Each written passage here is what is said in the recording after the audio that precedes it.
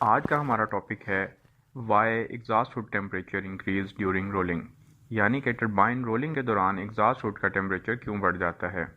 और इसके साथ साथ हम देखेंगे कि टरबाइन नॉर्मल ऑपरेशन के दौरान अगर एग्जॉस्ट हुड का टेम्परेचर बढ़ रहा है तो इसकी क्या वजूहात हो सकती हैं, और इस एग्जॉस्ट हुड टेम्परेचर को मॉनिटर करके हम क्या प्रेडिक्ट कर सकते हैं। और इस वीडियो में हम इस एग्जॉस्ट हुड टेम्परेचर को कंट्रोल करने के मेथड्स भी देखेंगे। टरबाइन में स्टीम यहाँ से इंटर होती है और स्टीम एक्सपैंड होके अपना काम करके यहाँ से एग्जिट हो जाती है। एग्जॉस्ट होके ये स्टीम कंडेंसर में चली जाती है। ये जो एरिया है इसको एग्जॉस्ट हुड कहते हैं। यहाँ पर ही हम देखते हैं कि जो स्टीम एग्जॉस्ट हो रही है इसका टेम्परेचर कितना है, और रोलिंग के दौरान इस एग्जॉस्ट हुड का टेम्परेचर जब बढ़ता है तो इसके लिए hood spray system steam turbine के साथ प्रोवाइड किया जाता है। जब हुड का टेम्परेचर बढ़ता है तो हम इसमें वाटर का स्प्रे करते हैं, और यह स्प्रे हुड के अंदर लगी हुई स्प्रे नोजल्स के ज़रिए किया जाता है। इस स्प्रे के लिए CEP का वाटर इस्तेमाल किया जाता है, यानी कंडेंसेट पंप के डिस्चार्ज से एक लाइन स्प्रे हुड के लिए इस्तेमाल की जाती है। इस मकसद के लिए एक ऑटो कंट्रोल वॉल और इसके साथ एक बाईपास वॉल लगाया जाता है।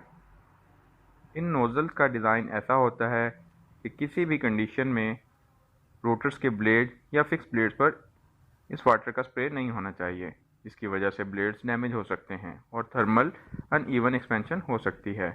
अब हम देखते हैं कि एग्जॉस्ट हुड टेम्परेचर रोलिंग के दौरान क्यों बढ़ता है। इसके लिए सबसे पहले हमको रोलिंग कर्व को समझना पड़ेगा कि रोलिंग कर्व क्या होती है, इसको कैसे ड्रॉ किया जाता है। इस कर्व में एक तरफ RPM और दूसरी तरफ टाइम होता है। स्टार्टिंग में जब भी रोलिंग करते हैं तो हमारी टरबाइन हमेशा बारिंग गियर पर होती है, तो इस कर्व में ये स्पीड शो हो रही होती है। इसके बाद हम टरबाइन को स्टार्ट करते हैं और स्टीम टरबाइन में इंटर होती है और टरबाइन की स्पीड बढ़ने लगती है। तो जैसे ही हमारी कुछ स्पीड आ जाती है तकरीबन 1000 RPM, तो ये स्पीड कर्व में इस तरह शो होगा। ये 1000 RPM आने में कुछ टाइम लगा। जैसे ही टरबाइन की स्पीड 1000 RPM तक आ जाती है तो हम इसको होल्ड टाइम प्रोवाइड करते हैं, यानी सेम स्पीड पर टरबाइन कुछ वक्त के लिए रोटेट करवाते हैं, जिसकी वजह से टरबाइन, रोटर और केसिंग थर्मली एक्सपैंड होते हैं। हम जानते हैं कि जब हम किसी भी मटेरियल को हीट प्रोवाइड करते हैं तो वो मटेरियल एक्सपैंड होता है। केसिंग और रोटर को इक्वली थर्मल एक्सपेंशन होने के लिए टरबाइन को होल्ड टाइम प्रोवाइड किया जाता है। ये होल्ड टाइम मैन्युफैक्चरर डिज़ाइन के अकॉर्डिंग होता है कि कितना होल्ड करना है। ये होल्ड टाइम मुकम्मल होने के बाद हम टरबाइन की स्पीड को इंक्रीज़ करते हैं, और जब क्रिटिकल स्पीड आती है तो हम बहुत तेज़ी से इसको क्रॉस करते हैं। क्रिटिकल बैंड गुजरने के बाद हम टरबाइन को फिर से होल्ड टाइम प्रोवाइड करते हैं। अक्सर मैन्युफैक्चरर एक होल्ड टाइम देते हैं और अक्सर 2 होल्ड टाइम देते हैं। इस तरह होल्ड टाइम से टरबाइन रोटर और केसिंग का टेम्परेचर इंक्रीज़ हो जाता है। होल्ड टाइम कंप्लीट होने के बाद टरबाइन अपनी रेटेड स्पीड पर आ जाती है। यहाँ पर टरबाइन सिंक होने के लिए रेडी है। किसी भी वजह से अगर हमारी टरबाइन सिंक होने में डिले है तो आपने देखा होगा इस कंडीशन में एग्जॉस्ट हुड का टेम्परेचर इंक्रीज़ होने लगता है। ये टेम्परेचर क्यों इंक्रीज़ होता है?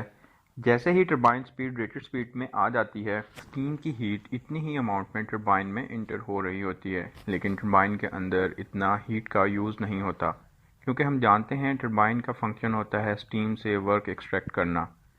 तो रेटेड RPM पर हम कोई वर्क नहीं ले रहे, तो रोटर के साथ साथ स्टीम भी रोटेट करने लगती है, जिसकी वजह से स्टीम केसिंग से टकराएगी और इस टकराने की वजह से हीट प्रोड्यूस होगी। तो ड्यू टू फ्रिक्शन यहाँ पर हीट प्रोड्यूस होगी। यहाँ पर 2 वजूहात होती हैं। एक तो जो स्टीम हम इंटर करते हैं इसकी हीट को हम पूरा यूटिलाइज़ नहीं कर पाते, क्योंकि इससे हम वर्क डन नहीं कर रहे।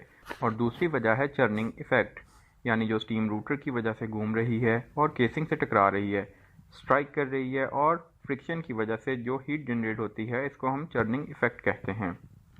Churning mean heat generated through friction. ये जो चर्निंग वर्ड है इसको उर्दू में हम घूमना कहते हैं।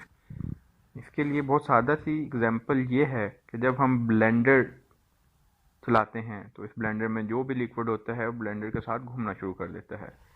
इसी तरह रूटर भी स्टीम को घुमाता रहता है और इस घूमने की वजह से स्टीम केसिंग के साथ स्ट्राइक करती है और फ्रिक्शन की वजह से यहाँ पर हीट जनरेट होती है। इस तरह चर्निंग इफेक्ट की वजह से टरबाइन एग्जॉस्ट हुड का टेम्परेचर बढ़ जाता है। जो हमारी रिमेनिंग हीट है जिसको हम एक्सट्रैक्ट नहीं कर पाते, वो हीट भी स्लोली यहाँ हुड में एकम्युलेट होती जाती है। जब तक हम सिंक नहीं करेंगे तब तक ये एकम्युलेशन बढ़ती जाती है, जिसकी वजह से हुड का टेम्परेचर बढ़ता जाता है। जब टरबाइन में एग्जॉस्ट स्टीम का टेम्परेचर बढ़ता है तो ये मेटल को भी हीट करता है और इसकी वजह से अनइवन थर्मल एक्सपेंशन होना शुरू हो जाती है, जो कि टरबाइन को डैमेज करने का सबब बन सकती है। इसलिए हम टरबाइन के एग्जॉस्ट हुड टेम्परेचर पर 120 डिग्री पर ट्रिपिंग दे देते हैं। 120 डिग्री सेंटीग्रेड तक हम एग्जॉस्ट हुड का टेम्परेचर मेंटेन कर सकते हैं, लेकिन इससे ज़्यादा टेम्परेचर पर ब्लेड्स का फेलियर हो सकता है। जैसे ही टरबाइन सिंक कर देते हैं तो जो भी हीट कम्युलेट हुई होती है इससे वर्क लेना शुरू कर देते हैं, तो ये हीट स्लोली कम होना शुरू हो जाती है और टेम्परेचर डाउन होना शुरू हो जाता है।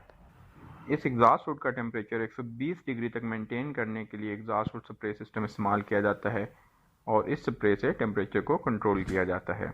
अब दूसरी कंडीशन आती है कि नॉर्मल ऑपरेशन के दौरान एग्जॉस्ट हुड का टेम्परेचर बढ़ता है, तो कैसे प्रिडिक्ट कर सकते हैं। जब भी टरबाइन की कमीशनिंग की जाती है इस वक्त टरबाइन के डिफरेंट लोड पर टेम्परेचर और प्रेशर का एक चार्ट बनाते हैं, यानी फुल लोड में हुड टेम्परेचर कितना है, वैक्यूम कितना है, ये सब पैरामीटर एक स्टैंडर्ड के तौर पर रख लेते हैं। अगर रनिंग में हुड का टेम्परेचर बढ़ रहा है तो इसकी एक वजह यह है कि कंडेंसर में कूलिंग अच्छी तरह नहीं हो रही, या कोई ट्यूब ब्लॉकेज है, या कूलिंग वाटर का टेम्परेचर हाई हो गया है, या इसका प्रेशर कम हो गया है, तो हुड टेम्परेचर बढ़ेगा। और अगर कंडेंसर बिल्कुल ओके है फिर भी हुड का टेम्परेचर बढ़ रहा है तो इस कंडीशन में एक ही बात समझ आती है कि टरबाइन के ब्लेड्स पर डिपोजिशन हो गई है। ये जो डिपोजिशन है ये सिलिका की डिपोजिशन भी हो सकती है और सॉल्ट की डिपोजिशन भी हो सकती है। ये डिपोजिशन अच्छे से हीट को अपना काम नहीं करने देती, जिसकी वजह से हुड में टेम्परेचर बढ़ने लगता है। अगर हुड का टेम्परेचर बढ़ेगा तो वैक्यूम भी ड्रॉप होगा। इस कंडीशन में फुल लोड पर हुड का टेम्परेचर 10% कमीशनिंग टाइम के टेम्परेचर से इंक्रीज़ कर गया है, यानी कमीशनिंग में फुल लोड पर हुड का टेम्परेचर 60 था, अब स्केलिंग की वजह से हुड का टेम्परेचर 66 हो गया, तो टरबाइन का शटडाउन लेकर इसकी डी स्केलिंग करेंगे, यानी सैंड ब्लास्टिंग करवा कर दोबारा इसको इस्तेमाल कर सकेंगे।